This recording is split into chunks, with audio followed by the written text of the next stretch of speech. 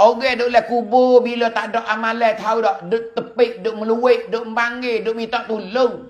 Duk minta Tuhan nak kelik kapung. Ha ni nak ayat tu. Tapi kita bila ambil ayat gini demo berasa biasa je. Bila hari demo masuk kubur demo akan tahu sendirilah. Tu Tuhan duk royak dalam Quran dah. Nabi pun duk royak dalam hadis dia. Orang mati dalam kubur supaya orang lemah air dah. Duk minta doa supaya orang hidup tu doa ke dia katik. Duk minta orang hidup tu sedekah untuk dia katik. Bila orang tu doa sedekah pada dia dah, dia berasa besar tak besar, lebih penting daripada dunia lagi. Ha, tu nak ayat kata. Ha ni keadaan orang duk dalam kubur di akhirat esok. Pas kita dah hari ni kita nak mati belaka ni. Tapi walau nak mati sekalipun kita berasa kata orang lain nak mati, aku tak ada nak mati dah. Bekalai tak ada ni.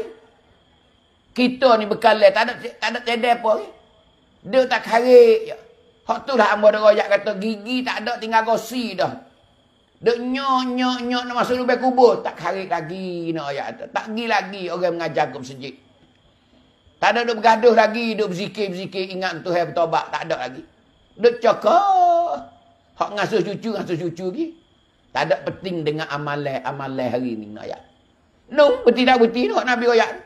Gai orang pergi kabuh di dalam kubur. Jijak klik masuk. Situ baru dia tahu. Baru tahu lah situ. Duk minta lah, ya Allah. Tu. Rabbana akhrijna na'mal salihah. Ya Allah, waktu biiklah aku ni daripada kubur ni. Aku nak buat amal soleh dah. Ghairal ladzi kunna na'mal. Aku tak sedar duduk pesen dulu, ya Allah. Aku kalau mau awak klik training, kalau mau hantar klik kapungku semula, ya Allah. Aku nak buat amal soleh, aku tak sedar. Tak sedar back dulu, tak sedar pesen dulu. Dulu aku tak semaya, ya Allah. Dulu aku curi, ya Allah. Dulu aku tak baik, ya Allah. Hak training kalau mau hantar klik, ya Allah. Aku tak sedar back dulu, aku nak semaya, aku nak zikir, aku nak berlaku-laku, ya Allah. Tu kata-kata ahli kubur bila dia susah le kubur. Hani nak ayat tu. Bila susah le kubur dia kata gitu. Minta Tuhan suruh taklid. Suruh taklid cengar semula. Suruh taklid kanyi semula. Hani nak ayat tu gitu. Sampai situ baru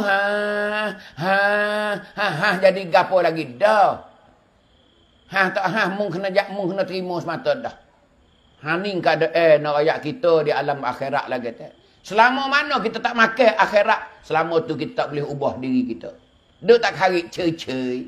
Tak semaya ceri-ceri. Tak puasa ceri-ceri. Anak tak semaya tak ada harik mana mak pak. Ning nak rakyat tu. Dia kata anak mu tak semaya besar dah. Gena tak semaya dia anak mu. Anak orang lain semaya belakang dah. Tahu budak lah ning. Suruh baru ning. Semaya 2 hari lepas tu dah. Tak ikat dah kita apa. Tu tengoklah mak mung tu. Makan napa melekat kerak esok. Tu, pok-pok mung pun makan napa melekat lah. Ni bila kita tak ada ambil sikap tetap anak-anak kita untuk beribadat deraka kepada Allah Ta'ala. Ni nak ayat tu di hari ni, situlah kita penting sekali.